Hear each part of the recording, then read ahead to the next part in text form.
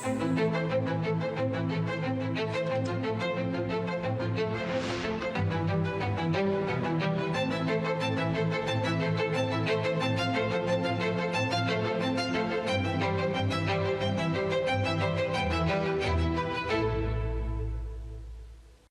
प्यारे देशवासियों, नमस्कार। आज 2025 की पहली मन की बात हो रही है। आप लोगों ने एक बात जरूर नोटिस की होगी, हर बार मन की बात महीने के आखिरी रविवार को होती है, लेकिन इस बार हम एक सप्ताह पहले चौथे रविवार के बजाय तीसरे रविवार को ही मिल रहे हैं, क्योंकि अगले सप्ताह रविवार के दिन ही गणतंत्र दिवस है। मैं सभी देशवासियों को गणतंत्र दिवस की अग्रिम शुभकामनाएं देता हूं। साथियों, इस बार का गणतंत्र दिवस बहुत विशेष है। ये भारतीय गणतंत्र की 75वीं वर्षगांठ है। इस वर्ष संविधान लागू होने के 75 साल हो रहे हैं। मैं संविधान सभा के उन सभी महान व्यक्तित्वों को नमन करता हूं, जिन्होंने हमें हमारा पवित्र संविधान दिया। संविधान सभा के दौरान अनेक विषयों पर लंबी लंबी चर्चाएं हुई। वो चर्चाएं संविधान सभा के सदस्यों के विचार, उनकी वो वाणी हमारी बहुत बड़ी धरोहर है। आस है कि आपको कुछ महान नेताओं की ओरिजिनल आवाज सुनाऊं। साथियों, जब संविधान सभा ने अपना काम शुरू किया तो बाबा साहब आम्बेडकर ने परस्पर सहयोग को लेकर एक बहुत महत्वपूर्ण बात कही थी। उनका ये संबोधन इंग्लिश में है। मैं उसका एक अंश आपको सुनाता हूं। So far as the ultimate goal is concerned, I think none of us need have any apprehensions. None of us need have any doubt. But my fear, which I must express clearly, is this. Our difficulty, as I said, is not about the ultimate future. Our difficulty is how to make the heterogeneous mess that we have today take a decision in common and march in a cooperative way on that road which is bound to lead us to unity. Our difficulty is not with regard to the ultimate. Our difficulty is with regard to the beginning. साथियों, बाबा साहब इस बात पर जोर दे रहे थे कि संविधान सभा एक साथ एक मत हो और मिलकर सर्वहित के लिए काम करे। मैं आपको संविधान सभा की एक और ऑडियो क्लिप सुनाता हूं। ये ऑडियो डॉक्टर राजेंद्र प्रसाद जी का है, जो हमारी संविधान सभा के प्रमुख थे। आइए डॉक्टर राजेंद्र प्रसाद जी को सुनते हैं। हमारा इतिहास बताता है और हमारी संस्कृति सिखाती है कि हम शांति प्रिय हैं और रहें। हमारा साम्राज्य, हमारी फतेह दूसरे तरह की रही है। हमने दूसरों को जंजीरों से, चाहे वो लोहे की हो या सोने की, कभी नहीं बांधने की कोशिश की। हमने दूसरों को अपने साथ लोहे के जंजीर से भी ज्यादा मजबूत मगर सुंदर और सुखद रेशम के धागे से बांध रखा है, और वो बंधन धर्म का है, संस्कृति का है, ज्ञान का है। हम अब भी उसी रास्ते पर चलते रहेंगे और हमारी एक ही इच्छा और अभिलाषा है। वो अभिलाषा ये है कि हम संसार में सुख और शांति कायम करने में मदद पहुंचा सकें और संसार के हाथों में सत्य और अहिंसा वो अचूक हथियार दे सकें जिसने हमें आज आजादी तक पहुंचाया है। हमारी जिंदगी और संस्कृति में कुछ ऐसा है जिसने हमें समय के थपेड़ों के बावजूद जिंदा रहने की शक्ति दी है। अगर हम अपने आदर्शों को सामने रखे रहेंगे तो हम संसार की बड़ी सेवा कर पाएंगे। साथियों, डॉक्टर राजेंद्र प्रसाद जी ने मानवीय मूल्यों के प्रति देश की प्रतिबद्धता की बात कही थी। अब मैं आपको डॉक्टर श्यामा प्रसाद मुखर्जी की आवाज सुनाता हूं। उन्होंने अवसरों की समानता का विषय उठाया। डॉक्टर श्यामा प्रसाद मुखर्जी ने कहा था, I hope, sir, that we shall go ahead with our work in spite of all difficulties and thereby help to create that great India, which will be the motherland of not this community or that, not this class of it, but of every person, man, woman and child inhabiting in this great land irrespective of race, caste, creed or community. Everyone to have an equal opportunity so that he or she can develop himself and herself according to the best talent and serve the great common motherland of theirs. साथियों, मुझे उम्मीद है आपको भी संविधान सभा की debate से ये ओरिजिनल ऑडियो सुनकर अच्छा लगा होगा। हम देशवासी को इन विचारों से प्रेरणा लेकर ऐसे भारत के निर्माण के लिए काम करना है जिस पर हमारे संविधान निर्माताओं को भी गर्व हो। साथियों, गणतंत्र दिवस से एक दिन पहले 25 जनवरी को नेशनल वोटर्स डे है। ये दिन इसलिए अहम है क्योंकि इस दिन भारतीय निर्वाचन आयोग की स्थापना हुई थी। इलेक्शन कमीशन हमारे संविधान निर्माताओं ने संविधान में हमारे चुनाव आयोग को लोकतंत्र में लोगों की भागीदारी को बहुत बड़ा स्थान दिया है। देश में जब 1951-52 में पहली बार चुनाव हुए तो कुछ लोगों को संशय था कि क्या देश का लोकतंत्र जीवित रहेगा, लेकिन हमारे लोकतंत्र ने सारी आशंकाओं को गलत साबित किया। आखिर भारत मदर ऑफ डेमोक्रेसी है। बीते दशकों में भी देश का लोकतंत्र सशक्त हुआ है, समृद्ध हुआ है। मैं चुनाव आयोग का भी धन्यवाद दूंगा जिसने समय समय पर हमारी मतदान प्रक्रिया को आधुनिक बनाया है, मजबूत किया है। आयोग ने जनशक्ति को और शक्ति देने के लिए तकनीकी शक्ति का उपयोग किया। मैं चुनाव आयोग को निष्पक्ष चुनाव के उनके कमिटमेंट के लिए बधाई देता हूं।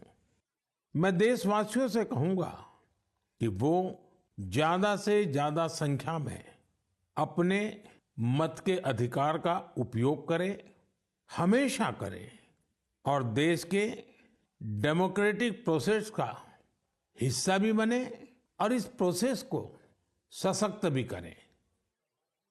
मेरे प्यारे देशवासियों, प्रयागराज में महाकुंभ का श्री गणेश हो चुका है। चिरस्मरणीय जन सैलाब, अकल्पनीय दृश्य और समता समरसता का असाधारण संगम। इस बार कुंभ में कई दिव्य योग भी बन रहे हैं। कुंभ का ये उत्सव विविधता में एकता का उत्सव मनाता है। संगम की रेती पर पूरे भारत के, पूरे विश्व के लोग जुड़ते हैं। हजारों वर्षों से चली आ रही इस परंपरा में कहीं भी कोई भेदभाव नहीं, जातिवाद नहीं। इसमें भारत के दक्षिण से लोग आते हैं, भारत के पूर्व और पश्चिम से लोग आते हैं। कुंभ में गरीब अमीर सब एक हो जाते हैं। सब लोग संगम में डुबकी लगाते हैं, एक साथ भंडारों में भोजन करते हैं, प्रसाद लेते हैं। तभी तो कुंभ एकता का महाकुंभ है। कुंभ का आयोजन हमें ये भी बताता है कि कैसे हमारी परंपराएं पूरे भारत को एक सूत्र में बांधती हैं। उत्तर से दक्षिण तक मान्यताओं को मानने के तरीके एक जैसे ही हैं। एक तरफ प्रयागराज, उज्जैन, नासिक और हरिद्वार में कुंभ का आयोजन होता है, वैसे ही दक्षिण भूभाग में गोदावरी, कृष्णा, नर्मदा और कावेरी नदी के तटों पर पुष्करम होते हैं। ये दोनों ही पर्व हमारी पवित्र नदियों से, उनकी मान्यताओं से जुड़े हुए हैं। इसी तरह कुंभकोणम से तिरुक्कड़ियूर, कुड़वासल से तिरुचेरै अनेक ऐसे मंदिर हैं जिनकी परंपराएं कुंभ से जुड़ी हुई हैं। साथियों, इस बार आप सब ने देखा होगा कि कुंभ में युवाओं की भागीदारी बहुत व्यापक रूप में नजर आती है। और ये भी सच है कि जब युवा पीढ़ी अपनी सभ्यता के साथ गर्व के साथ जुड़ जाती है तो उसकी जड़ें और मजबूत होती हैं और तब उसका स्वर्णिम भविष्य भी सुनिश्चित हो जाता है। हम इस बार कुंभ के डिजिटल फुटप्रिंट्स भी इतने बड़े स्केल पर देख रहे हैं। कुंभ की ये वैश्विक लोकप्रियता हर भारतीय के लिए गर्व की बात है। साथियों, कुछ दिन पहले ही पश्चिम बंगाल में गंगा सागर मेले का भी विहंगम आयोजन हुआ है। संक्रांति के पावन अवसर पर इस मेले में पूरी दुनिया से आए लाखों श्रद्धालुओं ने डुबकी लगाई है।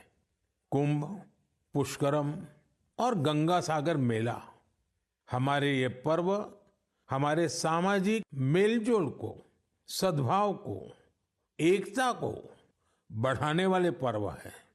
ये पर्व भारत के लोगों को भारत की परंपराओं से जोड़ते हैं और जैसे हमारे शास्त्रों ने संसार में धर्म, अर्थ, काम, मोक्ष चारों पर बल दिया है, वैसे ही हमारे पर्वों और परंपराएं भी आध्यात्मिक, सामाजिक, सांस्कृतिक और आर्थिक हर पक्ष को भी सशक्त करते हैं। साथियों, इस महीने हमने पौष शुक्ल द्वादशी के दिन रामलला के प्राण प्रतिष्ठा पर्व की पहली वर्षगांठ मनाई है। इस साल पौष शुक्ल द्वादशी 11 जनवरी को पड़ी थी।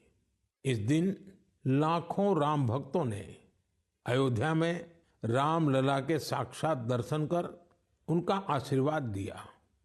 प्राण प्रतिष्ठा की ये द्वादशी भारत की सांस्कृतिक चेतना की पुनः प्रतिष्ठा की द्वादशी है। इसलिए पौष शुक्ल द्वादशी का ये दिन एक तरह से प्रतिष्ठा द्वादशी का दिन भी बन गया है।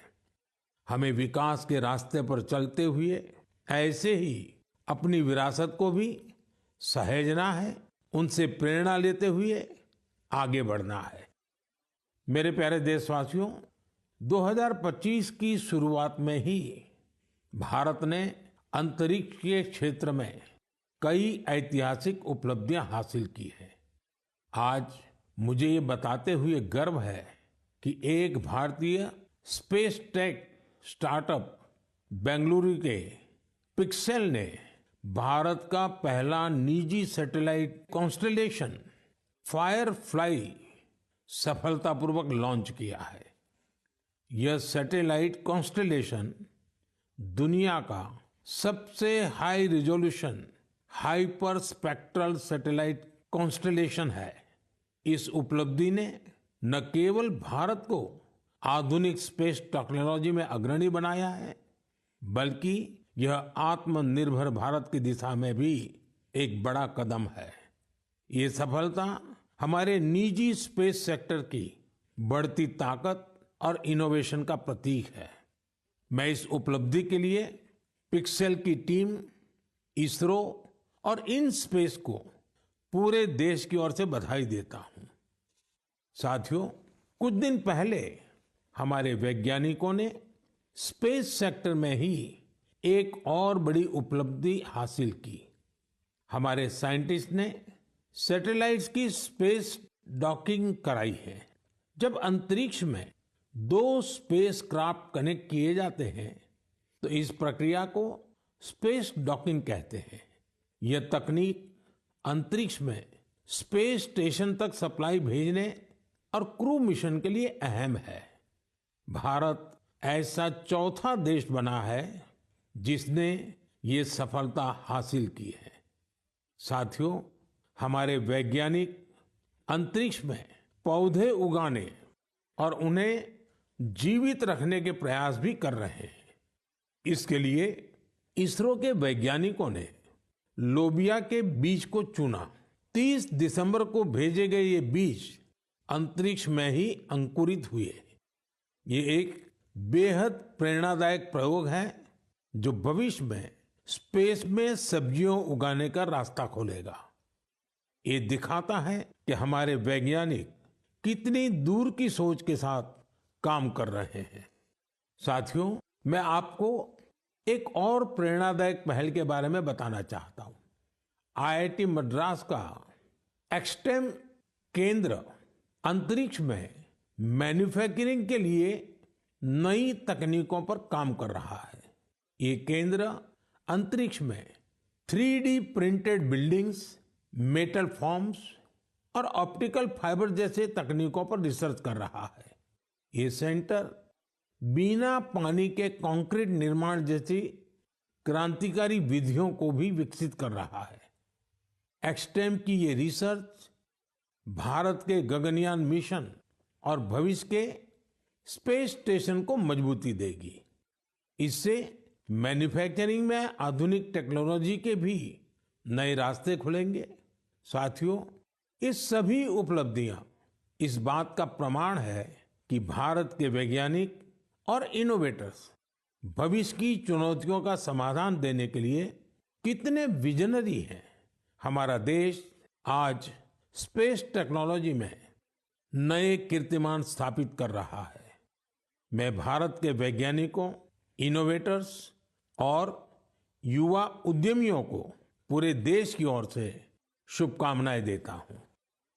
मेरे प्यारे देशवासियों, आपने कई बार इंसानों और जानवरों के बीच गजब की दोस्ती की तस्वीरें देखी होगी। आपने जानवरों की वफादारी की कहानियां सुनी होगी। जानवर पालतू हो या जंगल में रहने वाले पशु, इंसानों से उनका नाता कई बार हैरान कर देता है।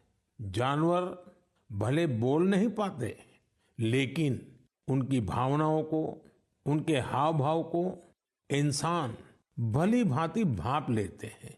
जानवर भी प्यार की भाषा को समझते हैं, उसे निभाते भी हैं। मैं आपसे असम का एक उदाहरण साझा करना चाहता हूं।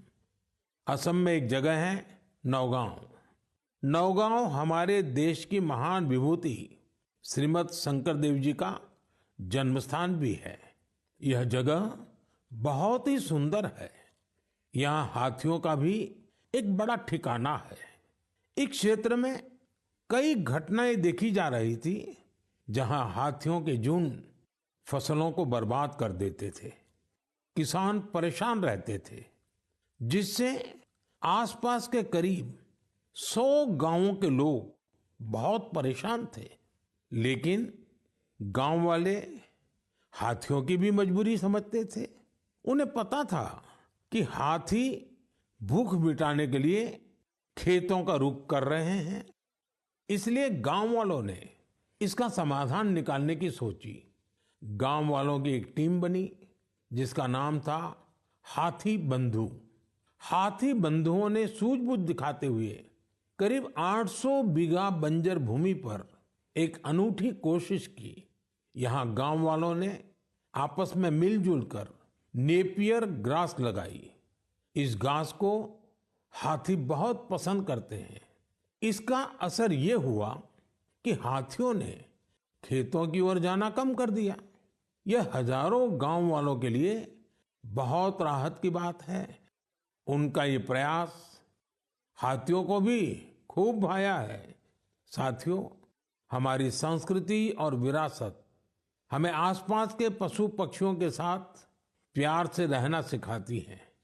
ये हम सभी के लिए बहुत खुशी की बात है कि बीते 2 महीनों में हमारे देश में 2 नए टाइगर रिजर्व्स जुड़े हैं।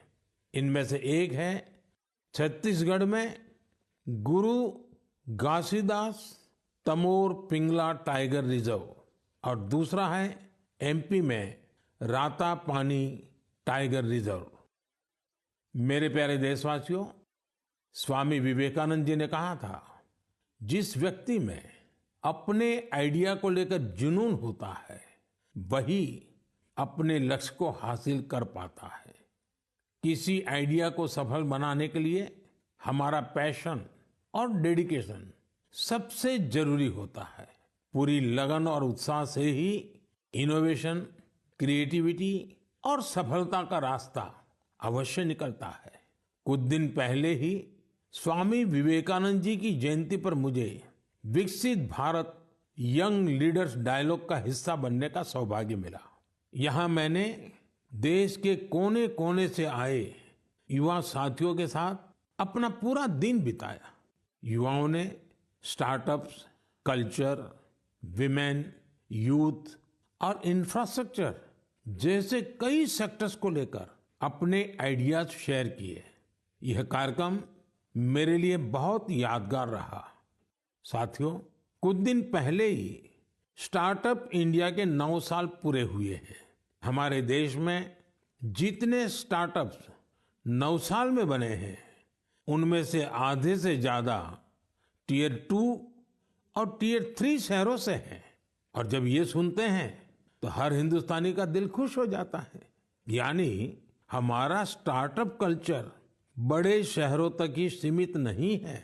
और आपको यह जानकर हैरानी होगी कि छोटे शहरों के स्टार्टअप्स में आधे से ज्यादा का नेतृत्व हमारी बेटियां कर रही हैं।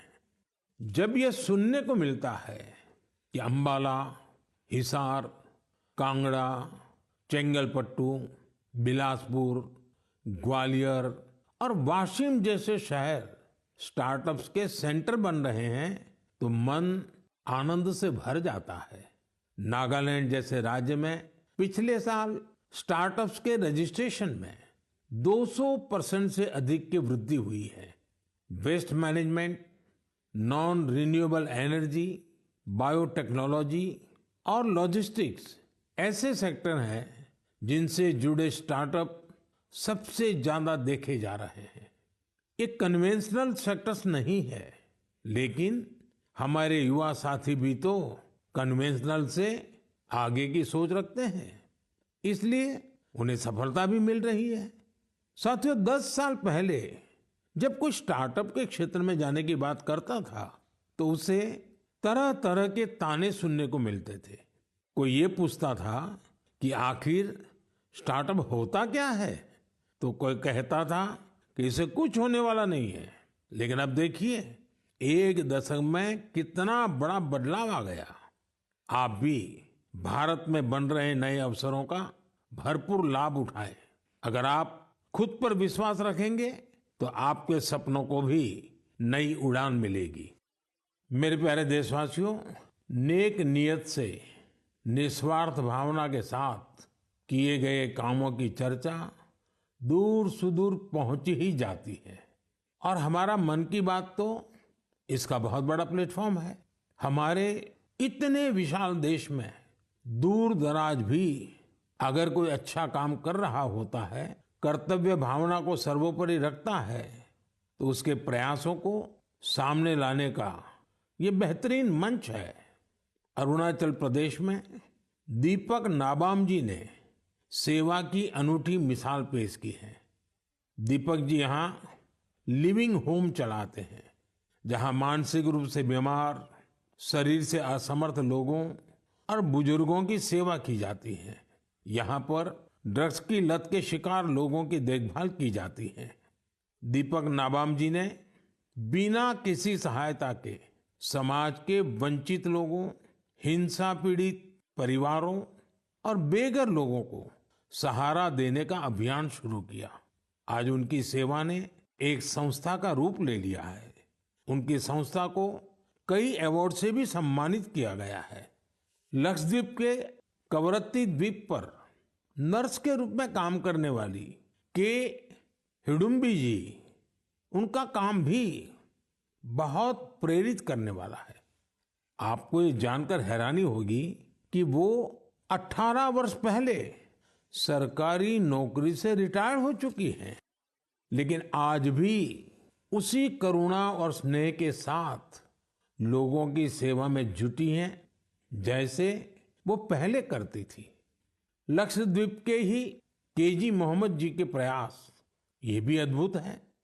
उनकी मेहनत से मिनिकॉय द्वीप का मरीन इकोसिस्टम मजबूत हो रहा है। उन्होंने पर्यावरण के प्रति लोगों को जागरूक करने के लिए कई गीत लिखे हैं। उन्हें लक्षद्वीप साहित्य कला अकादमी की तरफ से बेस्ट फोक सॉन्ग अवार्ड भी मिल चुका है। केजी मोहम्मद रिटायरमेंट के बाद वहां के म्यूजियम के साथ जुड़कर भी काम कर रहे हैं। साथियों, एक और बड़ी अच्छी खबर अंडमान और निकोबार द्वीप समूह से भी है। निकोबार जिले में वर्जिन कोकोनट ऑयल को हाल ही में जीआई टैग मिला है। वर्जिन कोकोनट ऑयल, उसको जीआई टैग के बाद एक और नई पहल हुई है। इस ऑयल के उत्पादन से जुड़ी महिलाओं को संगठित कर सेल्फ हेल्प ग्रुप बनाए जा रहे हैं। उन्हें मार्केटिंग और ब्रांडिंग की स्पेशल ट्रेनिंग भी दी जा रही है। ये हमारे आदिवासी समुदायों को आर्थिक रूप से सशक्त बनाने की दिशा में एक बड़ा कदम है।